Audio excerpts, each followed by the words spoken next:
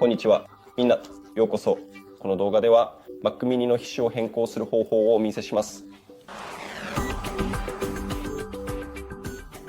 まずは最初に Apple ロゴをクリックします。次に設定に行って、例えば下にスクロールすると機種が見つかるはずです。それをクリックしてください。そして今は選べるオプションがたくさんあります。写真を追加することもできます。写真から写真を追加をクリックしてこれを選んでください。またはここにあるプリセットを使うこともできます。じゃあこれを追加したいとしましょう。だからここをクリックして、ただ変更してるだけです。写真も同じです。からあなたにとって一番いいものを選んでこれにしましょう。ご覧の通り変更しています。それで終わりです。この動画をご覧いただきありがとうございます。役に立ったと思ったらぜひチャンネル登録と動画にいいねをお願いします。私たちにとって大切なことです。じゃあね。